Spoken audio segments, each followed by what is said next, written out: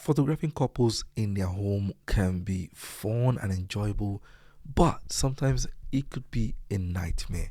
So, guys, I want to share my experience with you guys after photographing couples and families in their own home for the past 10 years. So, we travel around the country and we photograph couples, and we've experienced a lot, we've seen a lot. Maybe you're thinking about doing the same. This is the video for you. Or if you're just a client, you want that service, you want that experience, or you want to know what it entails, we have a lot to talk about. Guys, you guys are welcome to another of my review. Today I'll be talking about our experience photographing couples in their own homes, and I'll be giving you tips on how to make success of it to get the best experience overall. And if you're a photographer or you're thinking about doing the same thing, things that you need to put into consideration. I feel like my experience, you can learn a lot from this video, and hopefully you guys will be able to learn a lot from this particular review. Okay, so let's start with the background story. So over the last 10 years, we've photographed couples in their own home. So the whole idea was, I remember speaking to someone, and that person was telling me about the fact that they work, they are so busy, they've got money, they're okay, but they wanted to have to do a photo shoot, but they just told me, they were speaking to me and saying, look, the reason why I haven't done a photo shoot in a long time is because I just don't have the time, because I work like Monday to Friday and it's very intense, and on Saturday, maybe I'm out with family, and Sunday is so quick, we're back to the office. I just can't see myself going to the studio on Saturday, taking my whole family, taking my 3 kids and every day, and I just like to enjoy Saturday, because Saturday is the only day I can enjoy. So I don't like to travel unless there's an absolute reason why I have to travel, or probably we are going out to do something. Yes, but maybe going to a studio or something like that. No, not on a Saturday. That's the only day I spend with my children and all that. So I now thought about it, and I asked the person, what if the studio have to come to your house? Oh, the person was like, I've never talked about that, but I guess that would be a good thing.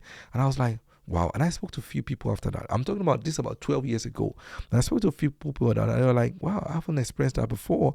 Studio actually come to my house. And somebody even asked me, what do you mean by studio come to your house? I said, like, having the same experience that you have in the studio, even more.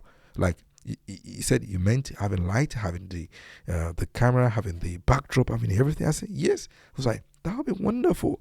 So I was like, that means that a lot of people are not doing it. And then I had a conversation with a lot of photographers, different ones, and I said, why are we not doing this much? Like few of my colleagues and stuff like that, and I know the reason why. Most of them are like, man, that's gonna be expensive. These gears are very expensive, and there wasn't even a lot of insurance company then doing, not gonna insure your photography and stuff like that. And if you find out it's gonna be very expensive, they were like, man, my cameras are so expensive, my equipment are so expensive for me to now carry to somebody's houses, and if something happen or this happen or something like that. And people like, and I know why. Even me, I was like, wow, that's true. Like, think about it twice, because this is going to be expensive. But then I said, look, I think I will want to give somebody that experience. And that's the when we started doing it. I did it with a family member first, just to give it a try. And it was a wonderful time. It was a wonderful time. Like, we really enjoyed that time. And from then on, I was like, look, I can actually do this. I think this is going to be fun.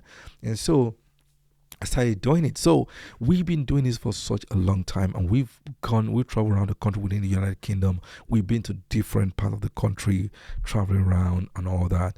And for me, it's about that experience for people. So for people to have a studio experience, even more than a studio experience, right in the comfort of their home, was the whole idea. And it was working, and it worked. So few tips, and I'll tell you later on some of the things that are not so good.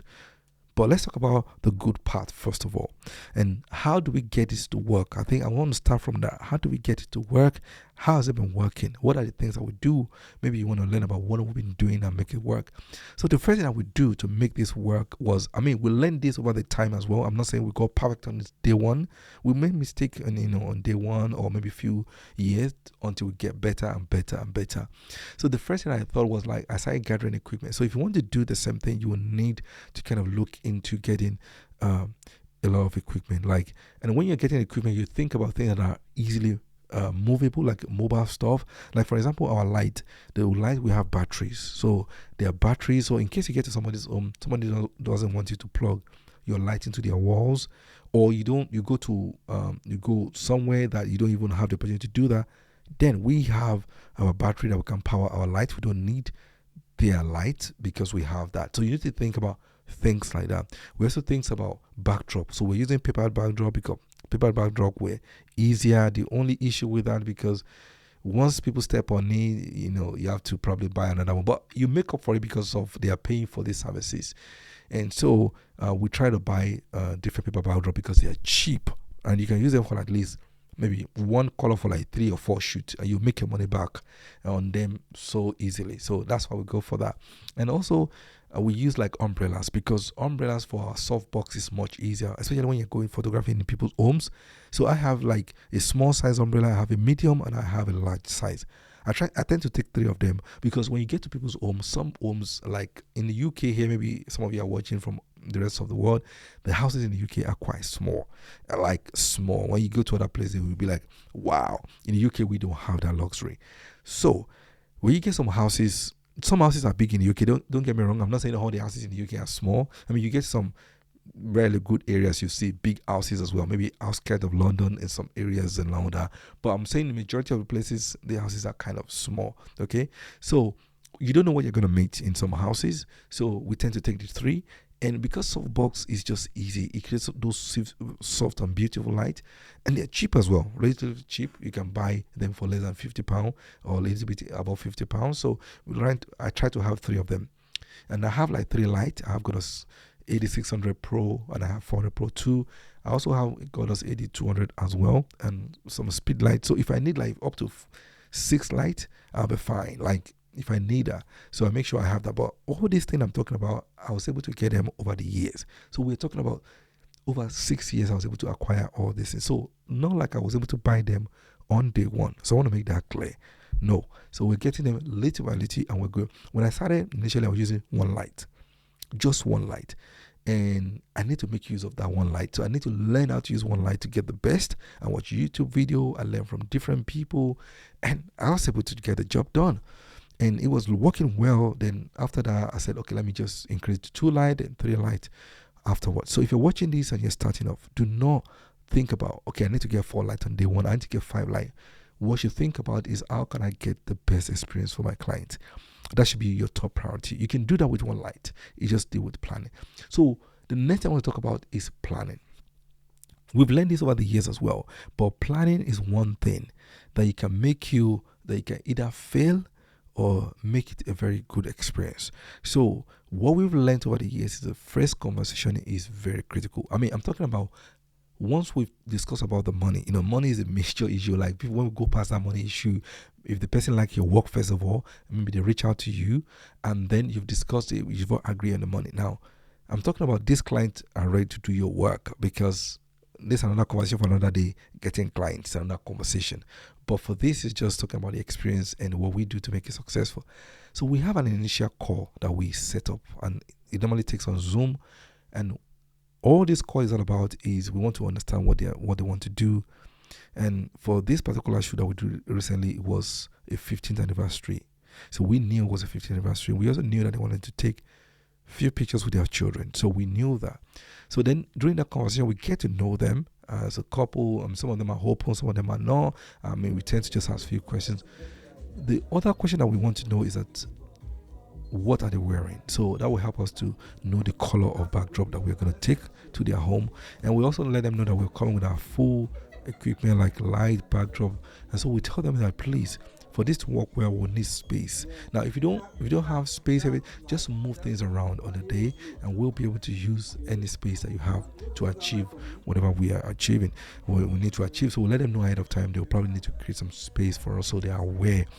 So then we discuss about timing. We discuss about time, deadlines. So we talk about things like, when is the photo shoot taking place? We both agree on the date. It has to be a date that works for both parties. Then they know that we're doing the photo shoot within 2 hours. So normally it's within 2 hours. And once we agree on that, then we discuss the number of photos that they'll be getting. Usually is between like 12 and 20, depending on the package they pay for. And we all agree on that. Lastly, we let them know about the delivery. So it's not just about you taking the photos, or before the photos, you are nice with them. They also need to know when they'll be getting their photos. So we normally do 14 days, but we normally provide it quicker than that. It could sometimes 3 days, sometimes 4 days, sometimes 5 days.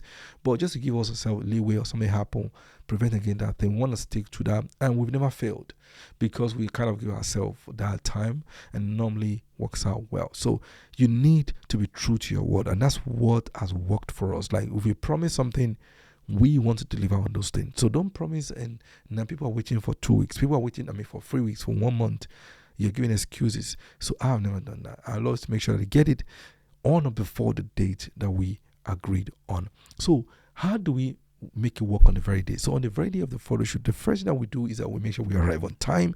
But before then, once we leave our own domain, we give them a call. We say, we are on our way. It's going to take approximately maybe like 2 hours to get there, or 1 hour. So they are aware. The reason why I'm calling them is for basically 3 things. First, if they need to do a makeup, I'm hoping that the makeup will be done before that time we arrive, or the makeup is done already, because we'll have agreed previously to let them know if they need to do makeup, they need to arrange it and do it before our time. So, but just to check. But I will not ask them directly. I'm just letting them know we're on our way, so they are aware that, I need to get ready. Secondly, they need to make sure that they are all dressed before we arrive, and they're in at least their first change. They're all ready. And the last thing is just to make them aware that obviously when we arrive at that particular time, 2 hours start counting from that time. And that works well for us. Don't just leave your house and then when you're almost there, maybe like 2 minutes, and you're calling them. No. That's not good, because that can throw them off, because they also need to move things around. So that 2 hours or 1 hour or 30 minutes, they can quickly move things around, and that'll help. So then we arrive on time, and then I try to set up within 15 minutes. I try to do that. Once I set up, I do my testing. By 20 minutes, I'm ready to go. And once we do that, the next thing I do, I set up my iPad. I connect my iPad to my camera so that every picture I'm taking is going directly into my iPad. They can see it in real time. If they need to make corrections, if they don't like their pose, they'll let me know straight away. We can make quick adjustments. So it's not like we're going to take all the pictures and then we'll be like, oh, I don't like this, or this, that. That used to cause problem. But now they can see their pictures in real time. It makes a huge difference. If you're going to do this, I will tell you guys, please get an iPad or any tablet that you can get that can make you let them see their pictures. And if you don't have that luxury, find a way to connect that camera to your phone and show them the pictures before you leave. The other things are they select the pictures before we leave, so we know what we're working with. That saves huge time, and they also know whether they're happy, and they're happy with that. Now this client, they ended up selecting 79 pictures. Can you guys imagine? I've never seen that. 79 pictures. They are meant to take 50, 20 is meant to come with their stuff, but 79 was a lot. So I told the lady, this is too much, and I was even, they have to pay for the excess that they're picking, but she was fine with it. I was like, but it's still too much. So I asked her to take a second look at those 79 pictures that she took. She selected, and then eventually we ended up with 58, and then we edit that 58, and they paid extra for it. They're a wonderful client. I mean, they treated us well in their home. They were such a lovely couple. We enjoy our time, and one of the things that we also do is that we put on music. Music is very important. It kind of put people in a good mood, and we kind of learn about the kind of music they like. Usually during our first call, or when they get to their home, we ask about the kind of, and we have mobile speakers, so we use our mobile speaker and to get those things done as well. And so that's the entire workflow, and we'll make sure we deliver as at when due, like within 2 weeks, and they get that. And we always ask for their feedback and how they feel about the experience. It's always wonderful. And I always ask them that, is there anything I can do for you after sending all their photos to them via WeTransfer? I also create a gallery for them in whereby they can view all the pictures in real time as I'm editing those pictures. So once I'm editing, once I've edited like 5, I let them have a look at the 5 via I use Peak Time right now, but I used to use Shoot Proof, and so they'll be able to see how I'm editing the pictures and if they like it, because I don't want to edit all the pictures and they're complaining like, oh, I didn't like the way you edited it, or this is too much, or this is so once they approve 2 or 3 of those pictures and I like the format I'm editing with, I'm good to go. I just follow the same step to edit the rest, and that always works, and we are good to go, and we always have good time. But there are times it doesn't work out well. So, like, there are times you get to somebody's own, they're not ready, and these are the things that you have to be prepared for. And then we have to work extra hour, and they want to pay more. But usually, we let them know that if you stay more than 2 hours, they need to pay. But some people just find a way to waste time sometimes, or maybe something happened. Maybe something unexpected happened. You have to bear that in mind to kind of provide some leeway as well. And sometimes some people don't like the way you are editing. They might say, oh, they want it to be flattened out to look like a dough. And I don't normally edit like that. Like, I like to preserve skin texture and just to make things more natural and look good. But some people just like that kind of dough, like something that looks like come. Like, some people like that, and you have to do what your client wants. So they need to like your work before they come. So I always tell my client now, like, have you seen my website? I've seen the way I edit. Have you checked my Instagram?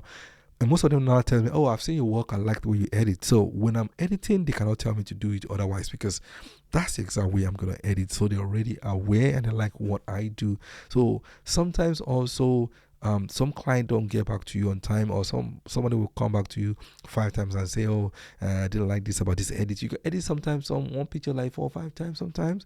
And these are the things that could waste time sometimes. But we don't often get that. You'll get that maybe once in a while. For most part, they're happy. And I think we've done well when it comes to going to people's home, photographing people in their home and delivering. And I think we've delivered so well. And I want to say a big thank you to everybody that we've been to their houses. Like, we've been to a lot of people's houses, and want to say a big thank you. A lot of people, like, I cannot remember a home that we went to and they've not been welcoming. And this is the truth I want to say. I don't know about everybody's experience, but every home that we visited, they've been absolutely brilliant with us. Good.